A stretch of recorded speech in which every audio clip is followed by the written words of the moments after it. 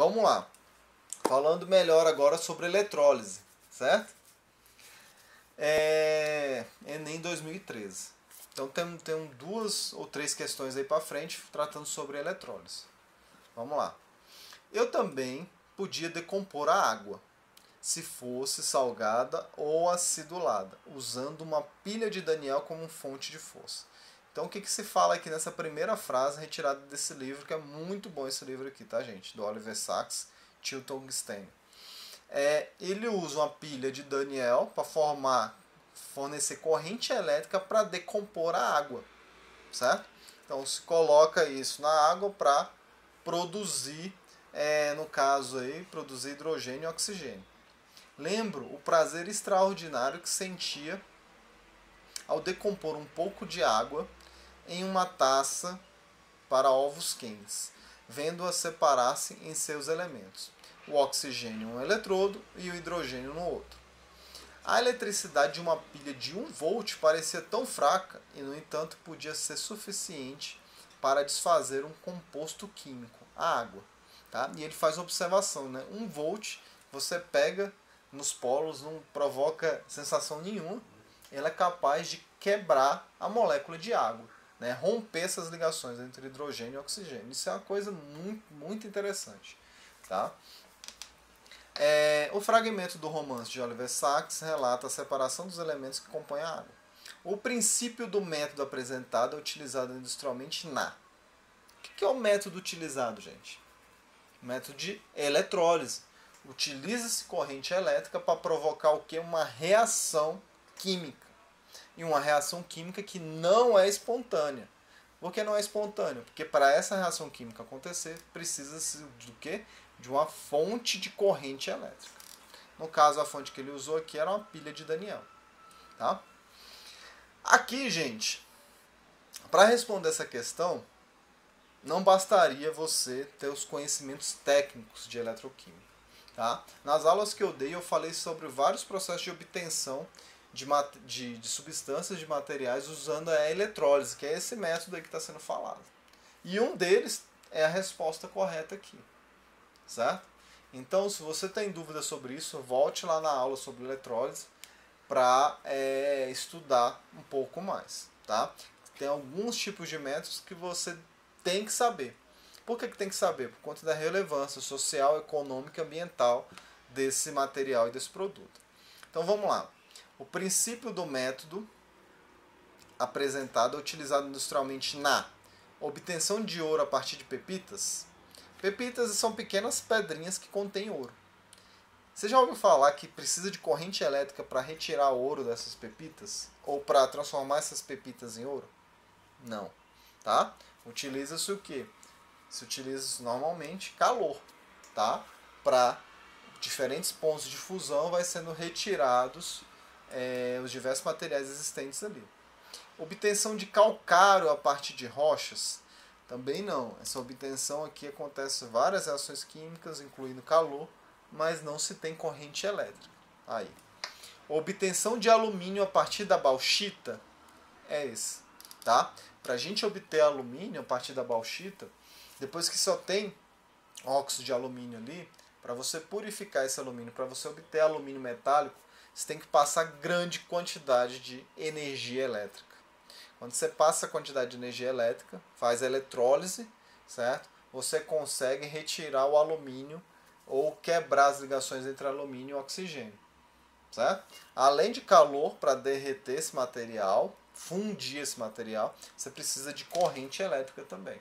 Ou seja, esse material, a bauxita ou óxido de alumínio, ele tem que sofrer um processo de eletrólise para a gente ter alumínio para ser usado na sociedade.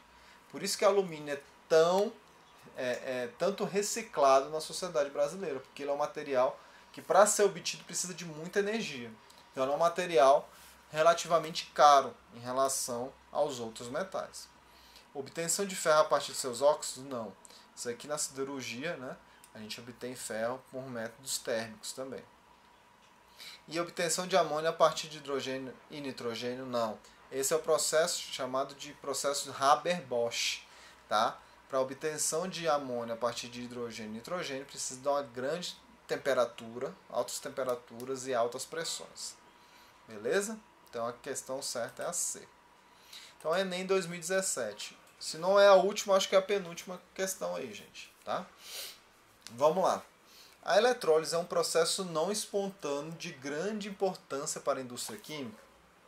Uma das aplicações é a obtenção de gás cloro e do hidróxido de sódio. O gás cloro é esse aqui, ó, Cl2. Tá? Hidróxido de sódio, quem não lembra, é NaOH. A partir de uma solução aquosa de cloreto de sódio, NaCl. Sódio, cloreto de sódio. Neste procedimento, utiliza-se uma célula eletroquímica como ilustrado. Célula eletroquímica, de novo, tem uma fonte de corrente elétrica, que no caso aqui é uma bateria.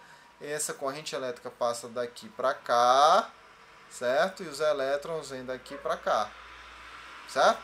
Para as reações acontecerem, aqui tem que ter uma fonte de corrente elétrica. Esse eletrodo aqui seria o quê? Catodo. Observe, ó, catodo de carbono, anodo de carbono. O que significa isso, professor? Normalmente, quando a gente tem catodo de carbono ou eletrodos de carbono, esses eletrodos a gente chama de eletrodos inertes. Ou seja, ele não participa da reação química que acontece aqui. Ou seja, o carbono nem oxida e nem reduz. Certo? Então a gente tem uma célula eletroquímica, onde tem água com cloreto de sódio, certo? NaCl, a solução aquosa de NaCl. Observe, então, diafragma de amianto. Professor, não sei nem o que é isso, mas observe isso aqui. Parece muito o quê? Com um compartimento onde impede, por exemplo, né, com que algumas substâncias passem de um lado para o outro e permita que a solução passe. Ok? E aí ele mostra o que? Nesse eletrodo aqui, que no caso é o que? Se aqui recebe elétron, que é o catodo, aqui vai ser o que? O anodo. O anodo sofre o que? Quais são as reações que acontecem no anodo? Oxidação. Então, o cloreto do cloreto de sódio, ele é oxidado, certo? Forma o que? Gás cloro. E aí tem um produto secundário, né? Como já dá para prever, possivelmente ele vai perguntar que produto secundário é esse. Ok? Mas vamos lá analisar. O que tem dentro dessa água? Aí, se você não está sacando direito, vá na aula de eletrólise aquosa, tá? Que é o caso aqui, é uma análise sobre eletrólise aquosa, uma eletrólise que acontece em água, certo? Então, quais são os íons que tem nessa água? A gente tem dois cátions, né? É o H+, o H3O+, e o Na+, o íon sódio, o cátion sódio. E temos dois ânions, que é o cloreto e o OH-, o hidróxido. O cloreto a gente já sabe que foi oxidado, tá aqui, ó. Então foi oxidado. Então, desses dois, o que oxida primeiro é o cloreto. Agora, dos outros dois cátions, qual é o que reduz primeiro aqui no cátion? É isso que a gente vai saber e possivelmente é esse o produto secundário. Já dá para antecipar, gente. Por quê? Por exemplo, se o Na frente ao H+, ou ao H3O+, se ele for reduzido, ele vai formar o quê? Sódio metálico.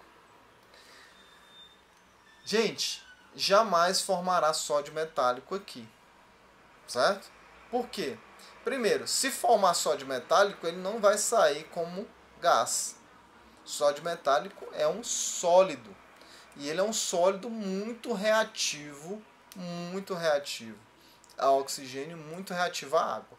E ia explodir isso aqui, certo? Ia começar a sair faísca, se fosse formado sódio metálico. Então, a única coisa que pode ser formada aí é a partir do H+, ou do H3O+. E qual é a reação química que libera algo a partir do H+? Que é um gás. Só pode ser o quê? O H2, o gás hidrogênio. Vamos lá as respostas? No processo eletrolítico ilustrado, o produto secundário obtido é o vapor de água? Não, porque você tem água aqui. Se estiver saindo vapor de água, certo? Pode até sair, mas não vai ser esse produto secundário. Tá? Vai ser conta da temperatura, que se aumentar um pouco aqui, e aí sai vapor de água. Mas nesse processo eletrolítico não vai ser produzido vapor de água, não vai ser um produto. Oxigênio molecular? Não, né, gente? Porque para criar oxigênio molecular, tá? Esse oxigênio que está com estado de oxidação O-, ou 2-, certo? Ele teria que ser o quê? Oxidado. Tá? Essa água teria que ser oxidada para sair gás oxigênio. Hipoclorito de sódio? Como assim? Não foi falado em momento nenhum de hipoclorito de sódio, foi falar de hidróxido de sódio. E outra coisa, hipoclorito de sódio, tá? Normalmente ele não sai em forma de gás, tá? Normalmente ele fica dissolvido em água.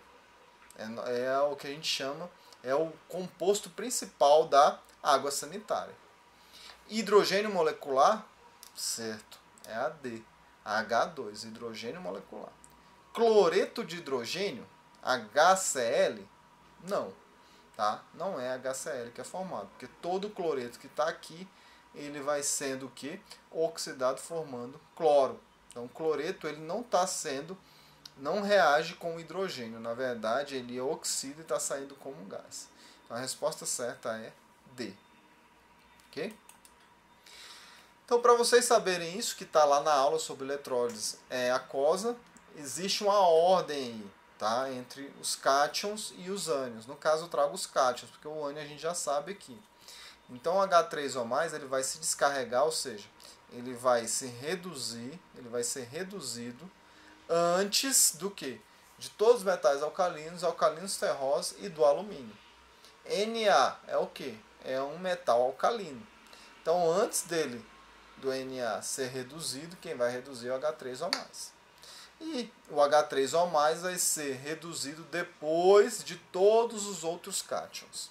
Então, se tem metal alcalino terroso e alumínio, e o H3O+, esse H3O+, ou H+, sempre vai ser reduzido antes.